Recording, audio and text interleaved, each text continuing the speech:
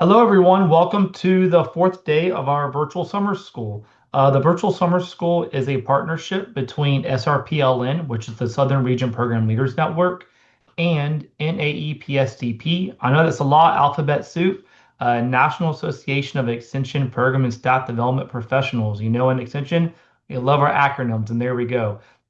Again, today is our fourth webinar of the week.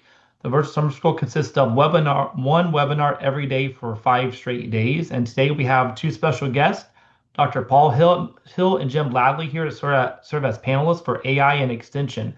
So first, want to give a big shout out and welcome to those two folks here today. For everybody joining us, we have the open Q&A session below. So any questions along the way for the panel, feel free to jot them in the chat box. I have a certain list of questions to ask our panelists, and then once we get through those questions, there will be time at the end for Paul and Jim to start working their way on answering those questions. Um, there might be a lot of questions today, and that's wonderful. Any questions we are not able to get to at the end by the end of the webinar, we will give to Paul and Jim to answer at a later time, and they'll give us some responses for us to send out to everyone. So I really appreciate everyone's time and interest today. And so, Paul and Jim, thanks so much for joining today. When we discussed about the what topic we wanted for the webinar series, our committee really honed in on two areas: the area of technology and extension and AI and extension. Two areas that an extension may or may not be ready for, may or may not be prepared for. We're doing work in those areas, but maybe are we doing enough? And I think those are some questions that we'll maybe answer today. And so I wanted to start by letting y'all introduce yourselves. And so we'll tag team it and go back and forth. And so Paul, introduce yourself to the group. Tell us about who you are, what type of work you do, and where you're at. Thanks, Matt. My name is Paul Hill, and I'm at Utah State University Extension. I'm located down in Washington County. If you've ever been to Zion National Park, drop that in the chat. That's my county. So thanks for visiting. A big tourist county, but also one that is has grown tremendously over the last few years. And I work in community, workforce, and economic development, specifically focusing on rural communities. And so I oversee a program called the Rural Online Initiative, and it's a workforce development and business development program where we help uh, the rural workforce connect to remote jobs, freelance jobs, and help them utilize digital tools to help them uh, um, overcome kind of the limitations of geography in their areas. But we also have an e-commerce program called the E-commerce Accelerator, and we're helping rural businesses who've never had a website that may have a storefront or an ag operation. We help them create a website and then start selling their products online. So it just started a few years ago. We're up to 38 alumni, and they've already generated over $300,000 in new revenue for their rural businesses. So that's a little bit about me. Awesome, very cool. Thanks for sharing. And Jim, same question. Introduce yourself, who you are, what kind of work you do, and then where you're at as well. Well, hi, everyone. My name is Jim Ladlee. I'm the state program leader for emerging and advanced technology here at Penn State Extension. And in that role, I have been trying to guide the development of a variety of different technologies, including blockchain, geospatial intelligence, specifically for broadband. We work with mixed reality, connected device infrastructure, a variety of different projects.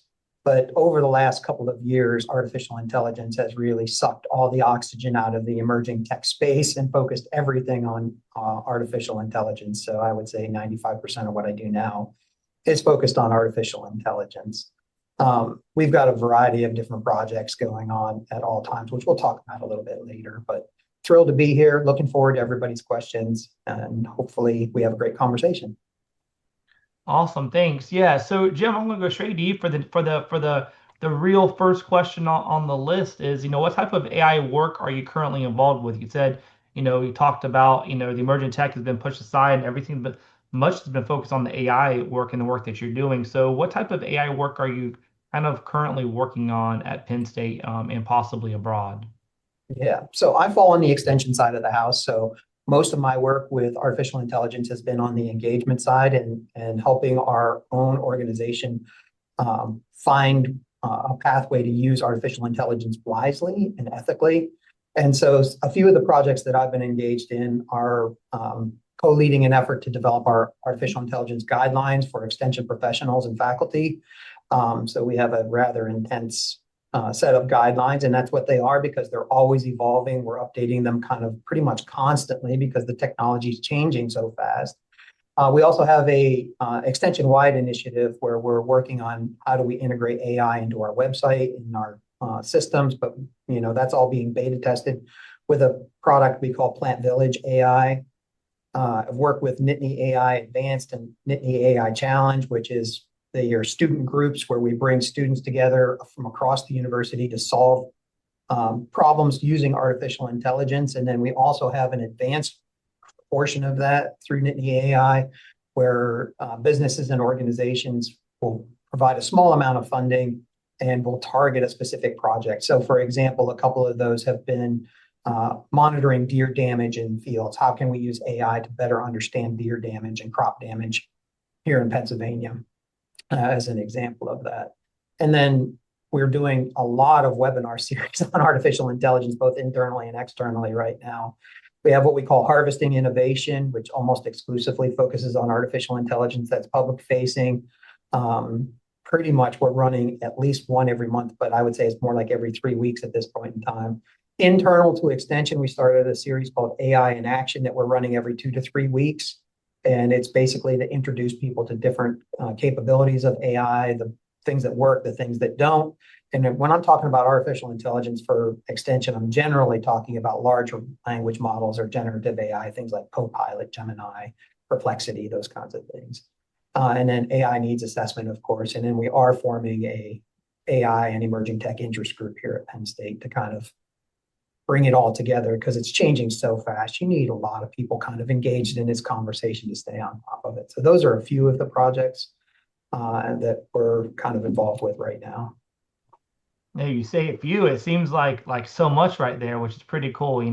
AI is certainly not my area of focus, but I use some AI, but like all the things you're talking about, man, there's just so much out there. And like you said, everything's evolving and following with the ethical guidelines and updating them. It seems like a task, which we'll get to also later. So Paul, same question, to give the audience a little bit of some background, how are you using what type of AI work are you currently involved with at Utah State and abroad?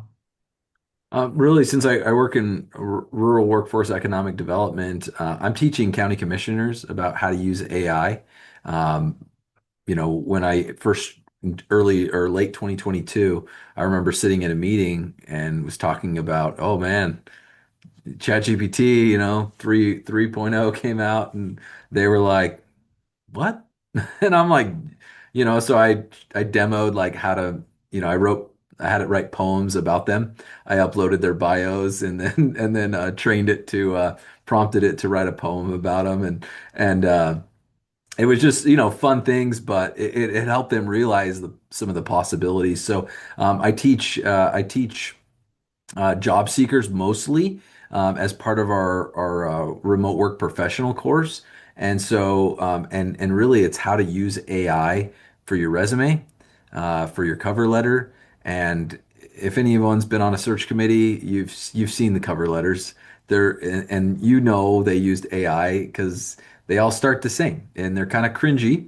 And so there's a need to show people how to use it effectively because currently employers are using um, AI to filter applicants, and so they need to be able to use these tools to better make sure that their resumes and their cover letters that they align with the specific jobs that they're applying for, so that they can pass through that filter, that AI filter, that bot that's kicking them out, and so. That's one thing one way that we're teaching, but also we're helping business owners. I said earlier we help business owners and managers adopt digital tools so that they can create e-commerce websites and further diversify their income streams. And so developing web content is something, and search engine optimization is something that we use AI for. We help you know help them evaluate their content. And so I've also been I just completed some research that we'll be presenting on soon about custom GPTs. So when we look at AI, there's this opportunity to kind of go large. I mean, they're called large language models like ChatGPT and Claude and so forth, but you can get really domain specific, and that's where AI becomes more of a tool that you can use versus a AGI that replaces you. So, and I'm sure we'll talk more about that. But we built a custom GPT. We took all the knowledge, all the fact sheets, all the guides on peach growing in Utah in specific regions, and we created a chatbot where any extension agent could really it helped for productivity purposes. They get all these questions about peaches during certain times of year, so they could actually just copy and paste these questions into the custom GPT. We called it the Utah Peach Bot, and then it would produce like responses, which, are sometimes 100% accurate, sometimes like 70% accurate, but nothing is essentially is like replacing them. They're using it as a way to be more productive and respond quickly. And so they're looking over things and going, "Oh, that's right. That's not quite right. Let me make those edits," and then sending it off. So it really helped. Our findings showed that it was very helpful for productivity. So some of those are the things that I'm working on, and then currently developing a course that's really focused on ethics and responsible use of AI. Yeah, I love that. And we'll definitely talk about ethics and responsible use in a little bit. And so, yeah, y'all are working on such amazing projects and big projects with AI and some similar, some different, which is really cool. So my next question is, professionally, as a professional, how are you using AI in your own extension work? You're working on multiple projects, and that is part of your extension programming or helping others with their work. How are you using AI in your work to make it easier, better, faster, whatever that may be? What does that look like for y'all? I'll throw it back to Jim to start it to kick us off. So how are you using AI professionally in your own work? Yeah, so I started off really slow, kind of moving into using the generative AI and the large language models. But I have a really cool job too, in that I get to experiment every day to try and find the newest and best things that would be most useful for education, that are reliable, that have contextual elements to them, and things like that. So a big part of my job is looking at different things and seeing whether they would work for education. What are the opportunities? What are the pitfalls of those particular products that are out there? Now, of course, you can't see them all, but the major ones we're looking at. I use my custom GT. I build custom GPTs almost every day, or work on them almost every day, because that's kind of the next level. Once you get past the prompt engineering, you can build in some efficiencies with these custom GPTs or agents, or depending on which version of the AI you're using, but they can help speed up things and give you more reliable outputs once it understands what you're looking for. So, for example, I always have research fact-based information is what I'm looking for. I want real sources, not fake sources. And I tell it that beforehand in these custom GPTs, and that helps speed up the process so I don't have to spend as much time working with the systems to get the output that I need. I use it pretty much every day. If I have a complex email that I need to send, I'll ask it to review it. If I'm doing brainstorming for titles of a particular webinar, I'll use it for that because it's pretty good. I'm not the most creative person in the world. I'm really great with numbers, but I'm not that great with being super creative. So, and those are the strengths of the AI systems. They can help with that, and they speed up my work immensely because of it. One of the biggest things that is, I would say, related to geospatial, or related to artificial intelligence, maybe a cousin, would be the geospatial intelligence work that Harry Chrissy, Tom Bresniak, Dana Lundijk, and I worked on for broadband.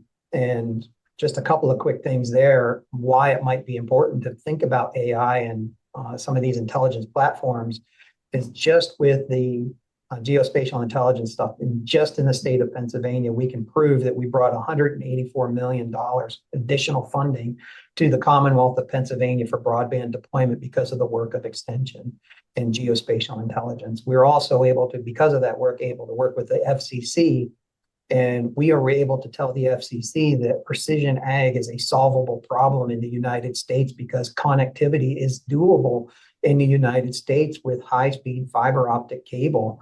Right now, today, something on the order, on average, 95% of all the crops grown in the United States are within 10 miles of fiber optic cable. Now, if you're in Kansas, which I'm sure some of you are, that's a lot more, but most of the places, even in Kansas, are within 25 miles of fiber optic cable.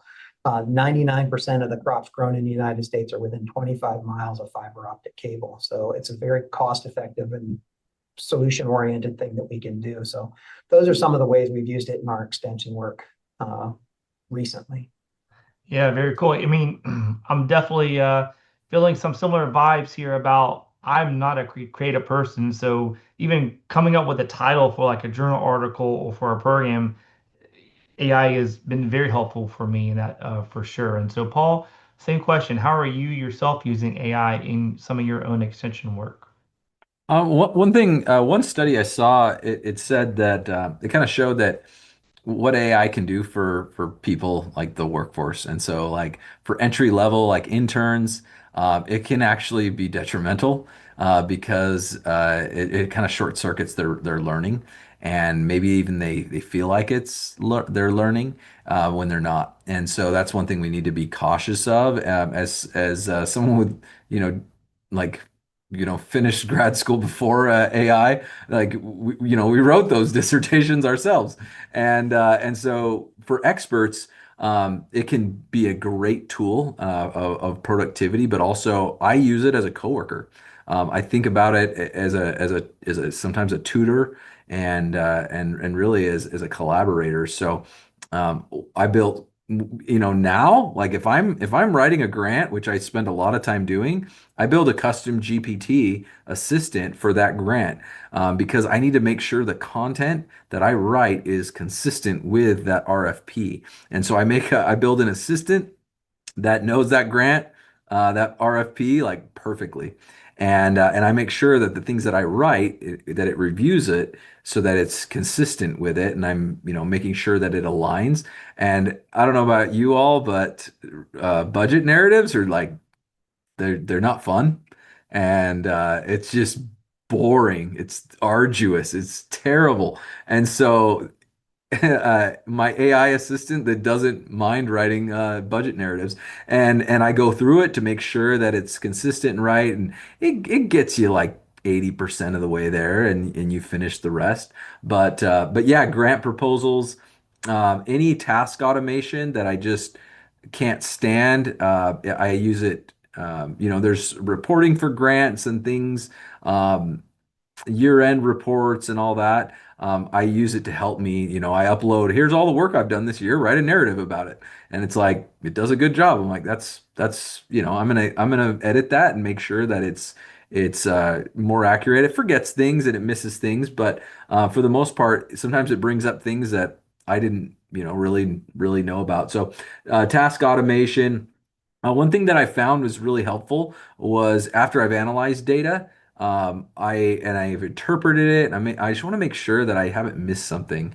I'll ask it to like interpret, like, here, what do you think of this data? And it's not quite there. Like, it's not going to replace SPSS for me yet. And a lot of the analysis that I've had it do is not accurate, but it's really good at interpreting and also helping me think of implications to write about for some of the research findings.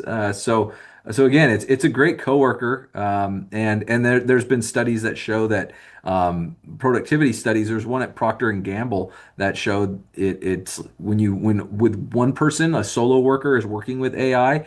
It's like having two employees, and then teams that use it have more ideas, have better ideas that actually translate into solutions. So there's certainly advantages, but then there's also some disadvantages if we over rely on it, and that's part of some of the studies I have coming up, which deal with AI dependency with graduate students and looking at the future workforce. I'm very concerned about people who have degrees who really don't have the knowledge that they should have because they outsource the learning to AI. And now they're going to be, they've been doing that since 2022. Now they're about to get a bachelor's degree, and engineering company that's hiring electrical engineers, I'd be worried. There's plenty of memes out there that say like they have like people exercising and they're like, "Hey, just so you know, your doctor, your future doctor's graduating medical school this year with AI, and so it's time to start eating healthy and exercising." So those are just some funny things that actually are a little bit, they make me nervous. Oh, that's funny. Maybe I do need to get back to eating a little healthier now that you mention it. So, my next question, so we're going reverse order. So, Paul, you're going to kick this one off. Probably one of the bigger questions on the list that I gave you, kind of big picture. How is AI changing extension work? You can talk about it have changed, is changing, future change, whatever perspective you want to take about it. How is AI changing the nature of extension work? Well, I mean, kind of to my last comment, about MDs graduating, with their in the field with, they're experts, right? With the help of AI, and we're concerned that maybe their expertise is diminished a little bit, and so or a lot. And that's all students. ChatGPT, OpenAI gave, at the finals at the end of last semester, they opened it up. They opened up I think it's ChatGPT Plus, which people pay $20 a month for. They opened that up to all students. And I have interns, and they were like, "Man, thank goodness for that." And I was like, "Ooh, that makes me nervous." So for extension, we are experts. We have this opportunity to really amplify our human capabilities, and now we're looking at a world that's drastically changing. So where do we fit in? And so it presents this awesome opportunity, I think, for us to present. Principles related to engaging with AI, ethically. So, and also, I think I can see extension. We're always the ones that are like, "Hey, we're calling BS on things. Like that's not research based, Well, check it out now. We've got our work cut out for us. So we need what extension, how is it changing extension work? Well, we need to use AI, not to replace us, but as a tool, as a partner, as a tool in our tool belt to teach people how to use it ethically, how to spot when it's wrong, and really like if students now are using it and they're missing out on those critical thinking skills and that learning, we're going to be able to teach. I can see us teaching workshops on creative problem solving.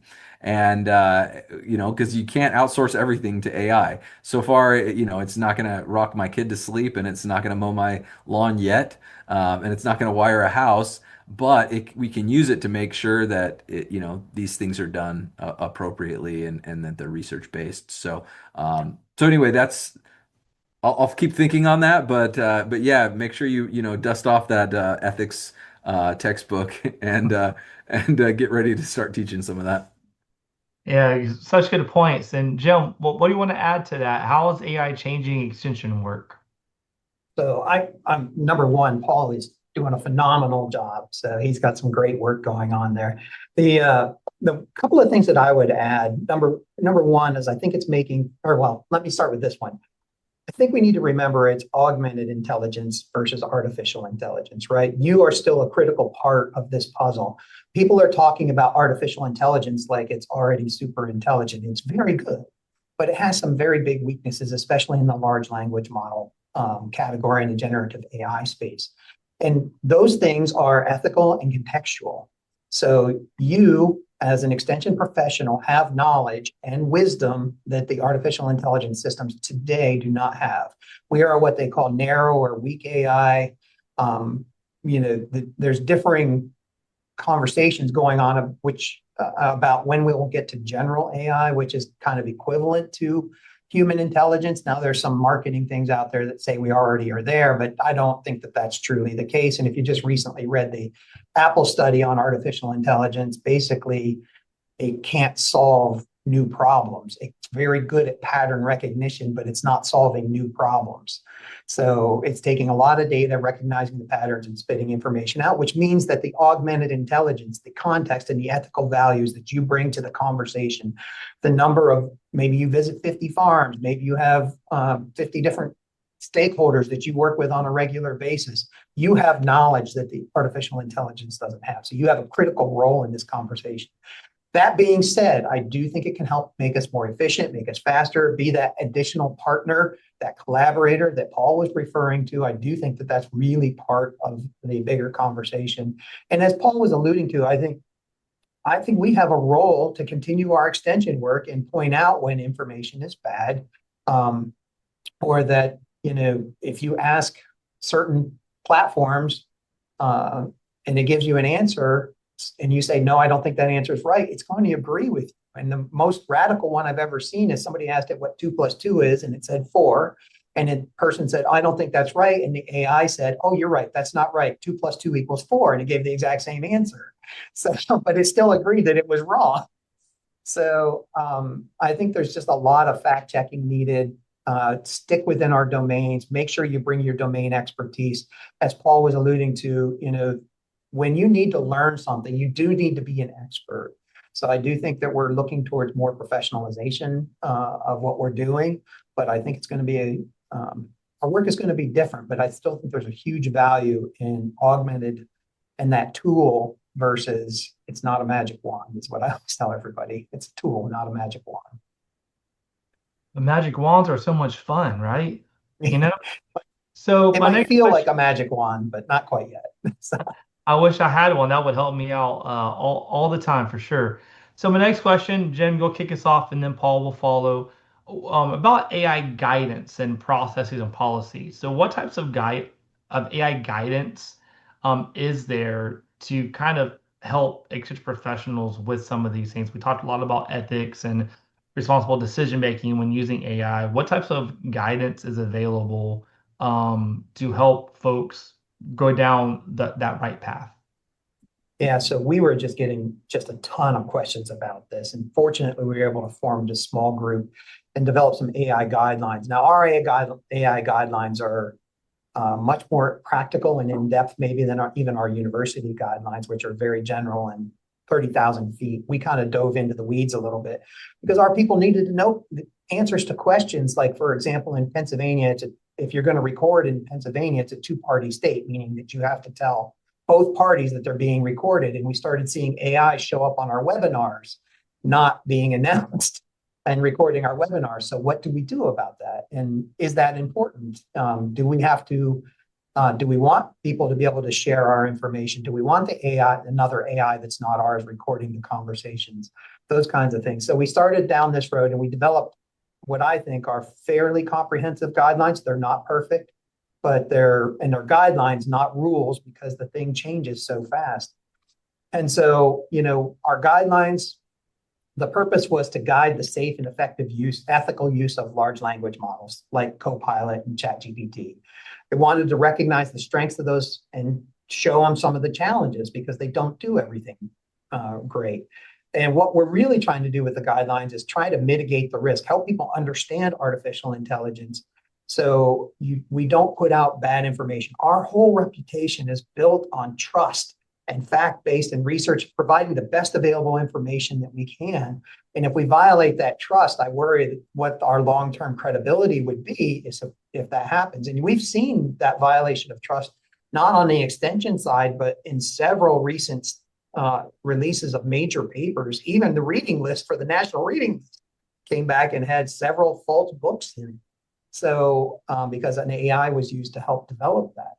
So, and then finally, we felt it was really important to illustrate a really strong commitment to data privacy and to the ethical use of the systems. Meaning, when if you use it to help develop a blog post, as an example, when you're done, the blog post should be yours, right? It should look like your writing. It should be your writing. It should be something you can stand behind.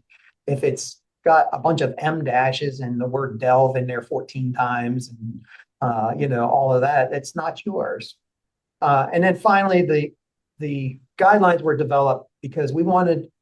I think you get the theme that the human connection is an important part of this conversation still, and so we wanted our extension educators and faculty and staff to know that number one, they're irreplaceable. That expertise matters. Engagement is paramount. Working with stakeholders is critical, and that the large language models can augment efforts and speed up, create efficiencies, but they're not a substitute for their contextual or ethical decision. So that's what we've done. I'm not saying our guidelines are perfect by any stretch. We work on them all the time. They're probably too long, to be honest. But again, it's more like a resource, not a rule. It's not a rule book. It's a resource. Yeah, great point. So, Paul, on what AI guidance kind of is there jumping off of what Jim had mentioned? What is Utah State doing? What are maybe some other resources that you might be aware of to help exit professionals go down this path? Uh, uh, yeah, great question. I mean, this is the Wild West. Like I've loved like Jim sent me their Penn State's guidance, and I'm so it's so good to see those types of things. Like Utah, like I think we've had some webinars on it. There was a push at our annual conference to like use it, and I was like, careful, careful with that, because it's the Wild West, and like Jim was saying, there's words that are dead giveaways for, and punctuation and things that show me that someone literally copied and pasted from AI. And from an ethics standpoint and just your ethos as a writer or as a personality on social media, like be careful with your content that you put out. Don't just copy and paste from AI. AI is again, it's a reviewer, it's a collaborator. Yeah, run things through AI and make sure that things are spelled right and coherent and all that. I have Grammarly's AI built into my email, and so it's just kind of like remember when you used to just type into Google and it would like finish your sentence, and it's kind of like that. And sometimes it's right, sometimes like, no, that's not what I'm going for. So I use it to just maybe strengthen my text. Sometimes after using all those, like approving all the AI edits, I wonder, I'm like, did I really write this?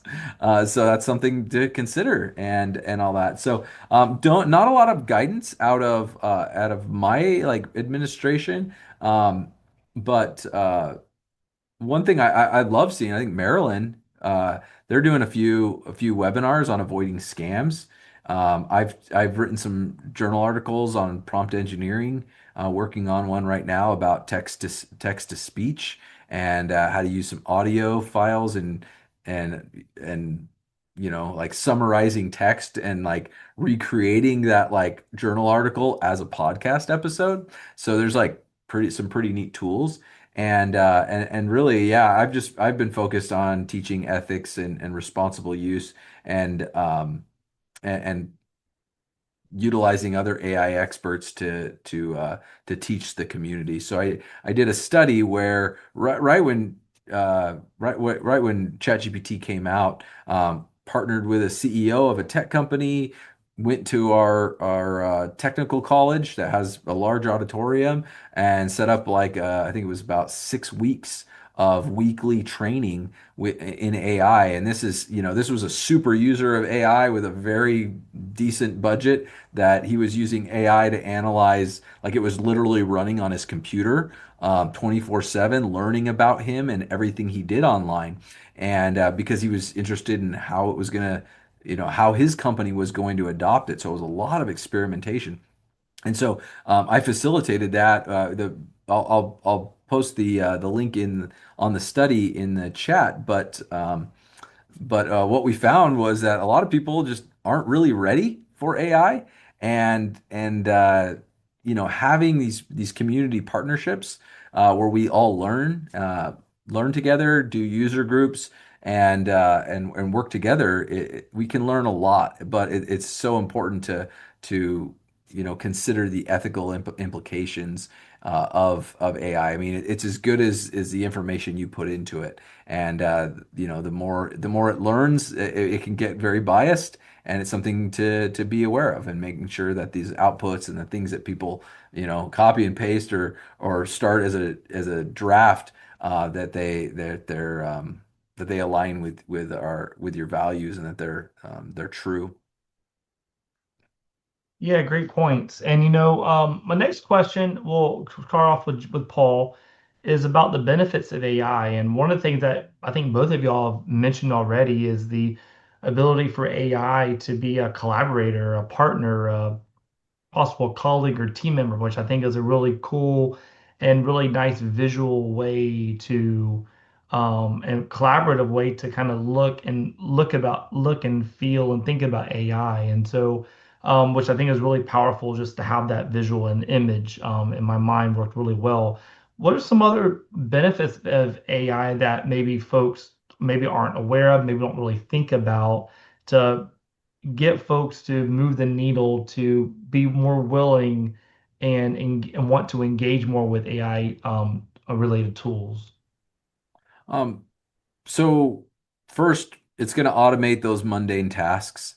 There are things that we're already seeing it built in to like our expense reporting. So we have ServiceNow, some other, you might have some sort of system where you're uploading receipts, and now we're starting to see AI check, there's a checklist when I review a receipt and making sure that, this employee made an appropriate purchase, a bona fide business purchase. I'm making sure that that's right. I'm making sure it's coming out of the right index. There's a lot of things at play, but I'm looking at it to make sure that it's appropriate, that there's nothing fraudulent.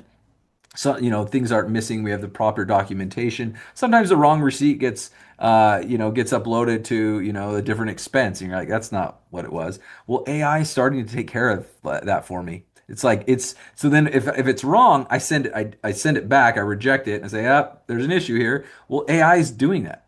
So there's less things that I'm doing, so I can focus on the human things.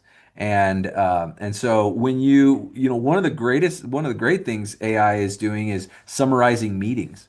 So we have the AI companion built into meetings like this. When we join these calls, it writes a summary, and there's even a to-do list. So when I say, it knows that I'm talking right now. When I say I'm going to do something, that shows up in the task list. And so it does a really good job. I mean, we've had staff that, they take notes too. They take the minutes and they miss things. And so that's something that is a huge benefit. I mean, we've written fact sheets on how to like take minutes for meetings. And now we have AI doing those things for us. So the other thing it's doing is it's creating new tasks for us. Just like, when the PC came out, it was like, oh, you're so much more powerful. It's going to take jobs. But look what it did. It created new jobs. It creates all these new. I mean, the internet itself brought new jobs with it. So there's going to be new jobs that allow us to do new things in extension that have never been done before. So yeah, I think those are some of the potential benefits of AI, and we need to kind of keep our eyes and ears open to looking at those things, because we need to be the innovators in our communities and in our universities, and so keeping our ears to the ground and playing with these things will help us as we move forward. Wonderful, thanks. And so, Jim, same question. What are some other potential benefits of AI that maybe haven't been brought up yet? We've covered a lot of ground, but I would say anything with content and idea generation, brainstorming, collaboration, partnership, working with the systems to explore new areas within the domain that you have. I always tell people you need to work within the domain that you know, so you know that you can verify that the information is correct and good quality information. Marketing and market development is something that it's really good at. So we talked a little bit about social media, but it does a really good job with that kind of stuff. It's really phenomenal. Creative writing assistance, customer support. It does a really good job with language translation, which we've always struggled with in Extension.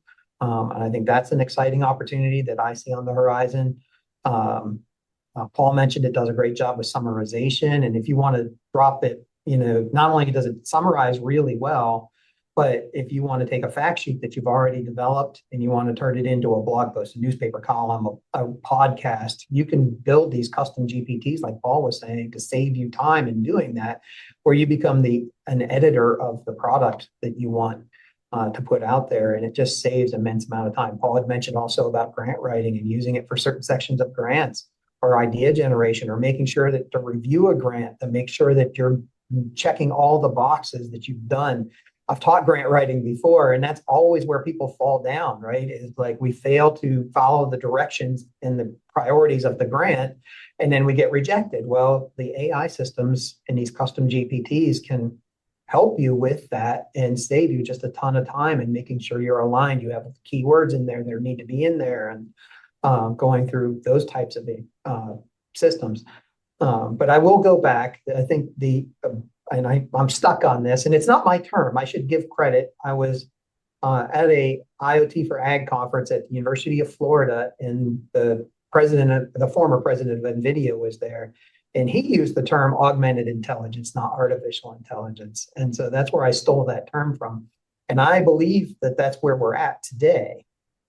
And I think, the opportunity is to use that to leverage our knowledge and our expertise to serve even more people and to help more people, create more opportunities for people in our communities. So I think there's a lot of potential here.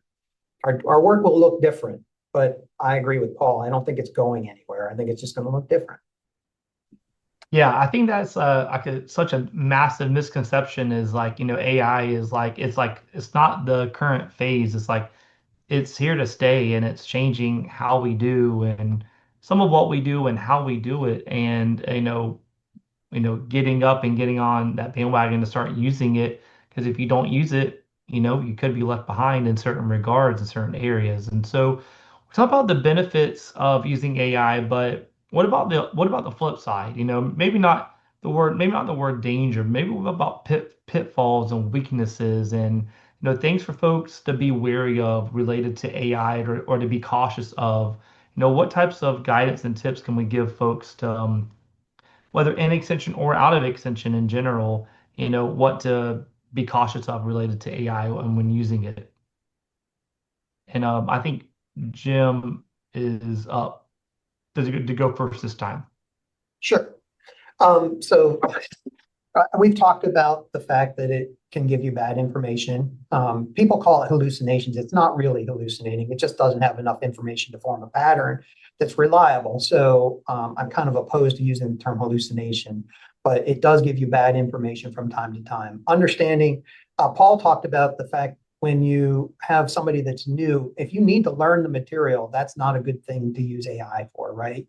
You want to learn the material, then use the AI. If something you need to understand, where the effort's really the point. And then, I've already talked about the fact that it's a tool, not a magic wand. But the thing that I want to drive home too is that the large language models, and I've been saying this for 2 years, they're the dumbest they will ever be. Meaning that they just keep getting better and better and better. Now that won't go on for forever, but right now they continue to improve and improve and improve. So just because it did something bad today doesn't mean that it'll do it bad tomorrow. I use a lot of caution for anything dealing with health, wellness of people, animals, and crops, or finances. I would throw finances in there. I don't put that kind of stuff into the AIs, even the proprietary stuff. If you have any intellectual property or confidential data, you need to be very, very cautious about it being absorbed into the AI. So some of them will tell you that it doesn't train on your data and all those kinds of things, but you still need to be very cautious when what you're putting in there. No different than you should be when you're using social media, right? Because it's absorbed into their AI. I can't tell you how many times I've been on Facebook and people have posted things. "Hey, Facebook, please don't use my or don't take my photos. They belong to me. I'm claiming my rights to my photos." But when you clicked to join Facebook, you signed that right away, right? So that would be my next one, is to read the fine print, because number one, most of these AI models have youth restrictions on them, meaning that there's age restrictions on who should be using them. They're different for different models, so I can't give you the exact age of when that kicks in, but check the fine print. And it also tell you what they do with their data. One more is that there are a huge number of AI vendors out there right now. So huge, like something north of 15,000 just in the United States, right? And so 3 years ago, there wouldn't have been probably 1,000 AI vendors in the United States. But you have a lot of people trying to sell products that may be inferior or may quickly be outdated. So you need to use a lot of caution when you're buying products or subscribing to different things because of the high competition. You might run into unscrupulous vendors. It's the same thing we've always done in extension: use wise decision making.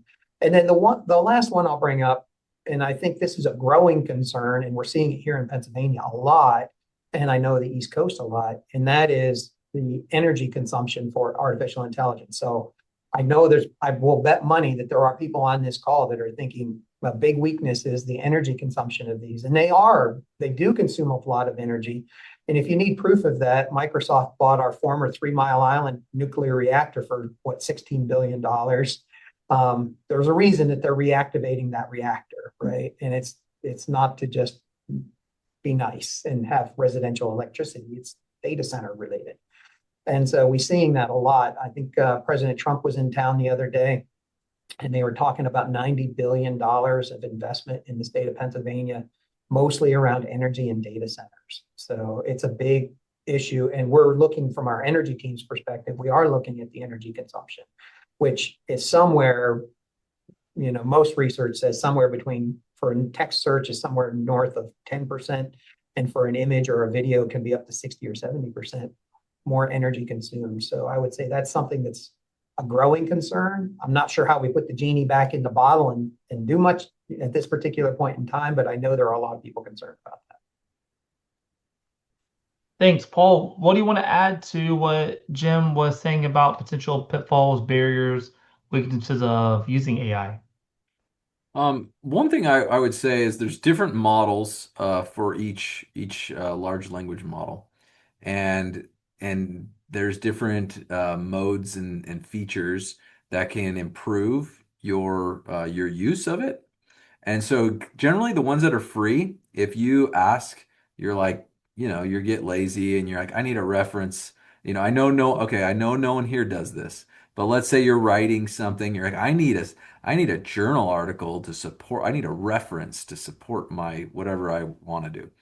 And so you ask for it and it'll put out a reference. Well, if you just copy and paste, that's a pitfall because that may not exist. That's back to that whole, like you'll see it a lot. Like they all over the media, they say, oh, it's hallucinating. It's hallucinating. And to Jim's point, it's like, it's just giving you false information. That's just the word the media has kind of chosen to use for that. But it's false information. It's misleading information. It may give you a reference to an actual article, but that may not be what the article is about. So back to responsible use, like read the article before you cite it and make sure it's actually saying what you're paraphrasing. Sometimes folks do that backwards, and as a reviewer on various journal articles, like I have to point that out sometimes.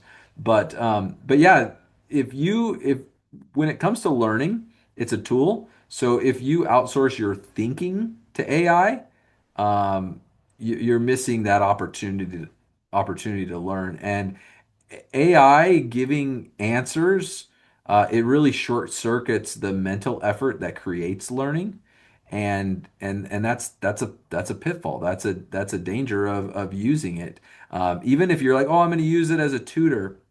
I'm going to put it in the chat right now. This is Wharton Business School um, is that University of Pennsylvania? Sorry, Jim. I sharing out some other uh, Pennsylvania universities, but they have this prompt library. And if you go into it and you go down and you look for the prompt title, there's different ones, but they've worked really hard on these to help you utilize your prompt is what you're asking it to do. And the better you are at prompting, the better response you're going to get, the more accurate you're going to get. So still, again, it's not perfect. It's still it's a jack of all trades. There's one for tutor, and you can actually copy and paste this, and then you train the large language model to become a tutor. So it's learning not to give you the answer, it's coaching you, it's helping you learn along the way so that it doesn't replace that learning. So, but yeah, we're still figuring things out. We're trying to make like, you're going to be an innovator within your organization if you figure out ways to make AI useful within your organization. You're going to end up with like a position like Jim's, because we need more. We need more gyms within our organizations. We don't have one at USU, and so really like the AI tools, it should serve us. And I think, as you know, I don't develop it. Alice Dong in Colorado, she's like the only AI developer that I know that works in extension. She's amazing. And so as we develop these tools, we need them to be more pro worker versus like automation. Because if it's automation, it's like they're trying to replace a human. And a pro worker tool like the ones that I've mentioned, these custom GPTs, these domain specific ones, they help us do the jobs better. So yeah, one of the things I've seen in reading the research. So Darren Ace Moglu. I mean, he's MIT Nobel Prize in economics, and he cited like McKinsey, Goldman Sachs, all these organizations are saying like AI is going to just boost GDP. It's going to make everyone more productive, and it's going to have this. It's going to increase GDP 7%. It's going to have the 17 to 25 trillion dollar impact on the economy, and he's like. More like 1% over 10 years. And those were some of his estimates. And it's really because we're still figuring out, we're still trying to figure out how to make it useful. And a lot of times I use it because I'm trying to figure out, I could do the job myself, but I'm trying to figure out how AI works.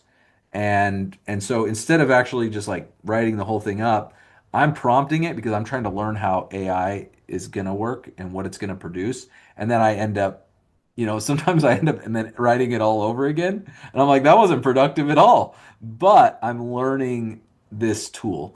And over time, it's going to, create some economies of scale. But it helps the expert. It really exposes interns.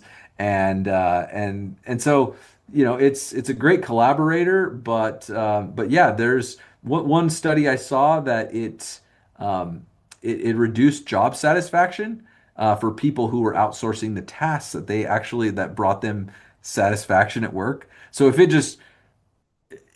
took away all my grant writing, some of you are like, sweet. But like, I actually get a lot of satisfaction out of that.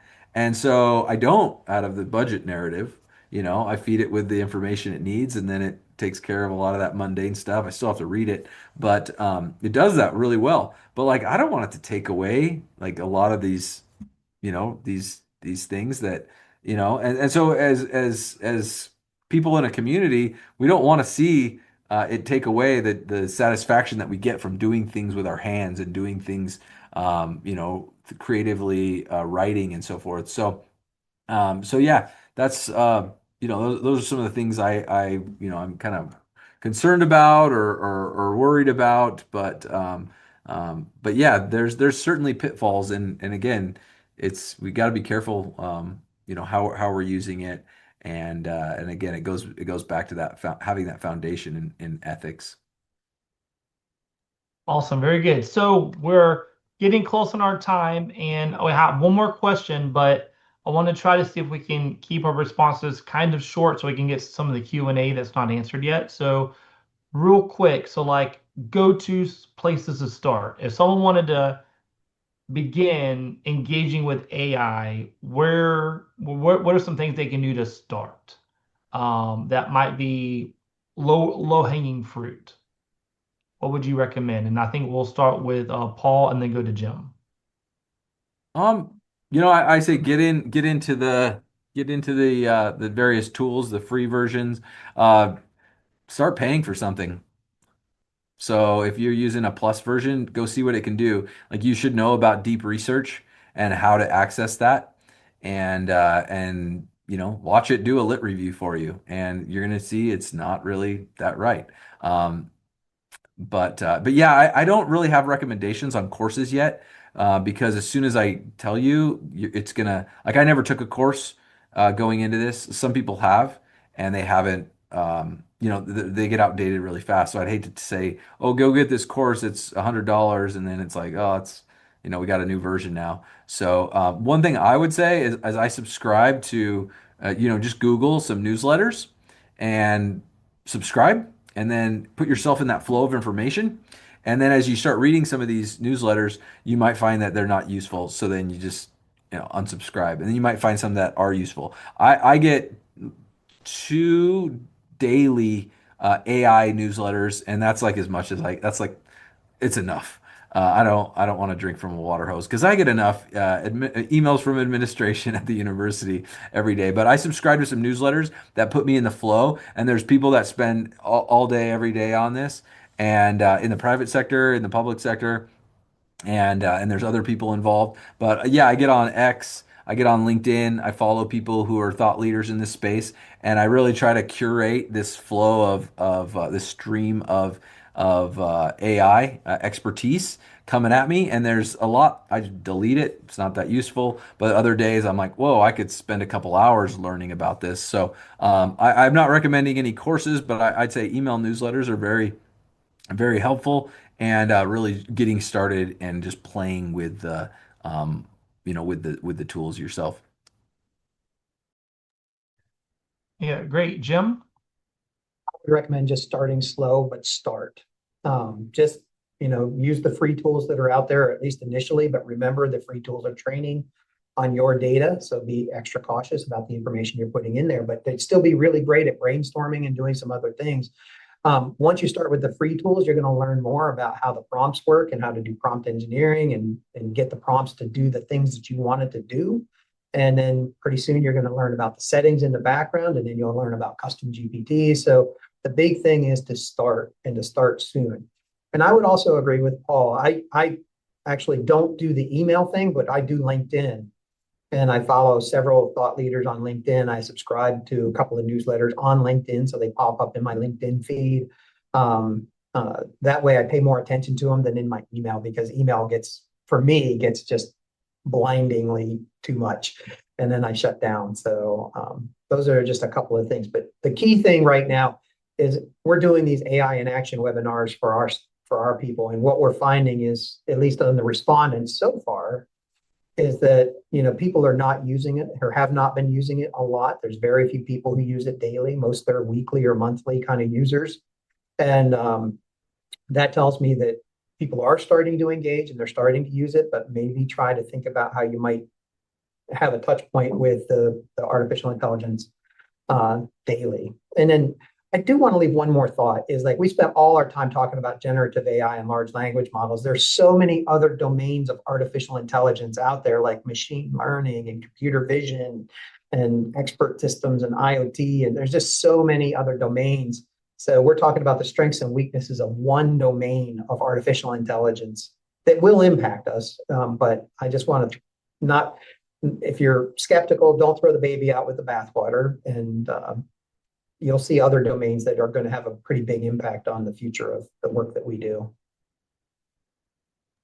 Awesome. Thank you both. So two things. Number one, we're running short on time. So There is one question I'm going to ask you from the chat and from everyone else.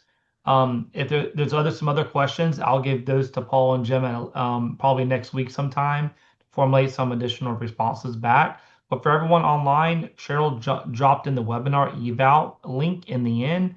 Please take a few minutes to complete that eval because we use that data to go back to our overall virtual summer school report, but also give our presenters some data from their reports and some feedback on their webinar for their own work that they do.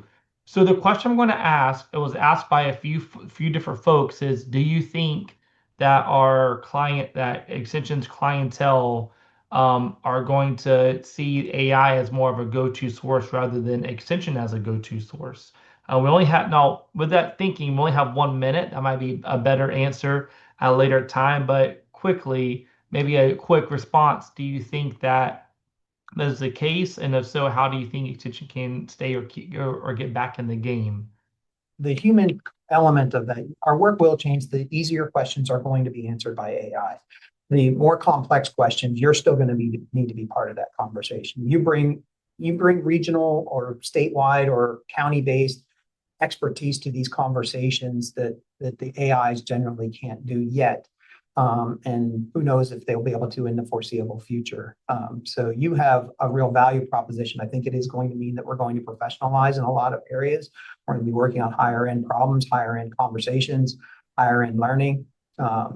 And that'll be okay, I think. I think that's going to be just fine. So, but it will look different. And it'll be a little bit different, but again, it's a tool, not a magic wand. Right now, everybody's saying it's going to solve every problem for everything, and it's going to replace tens of thousands of people, hundreds of thousands of people.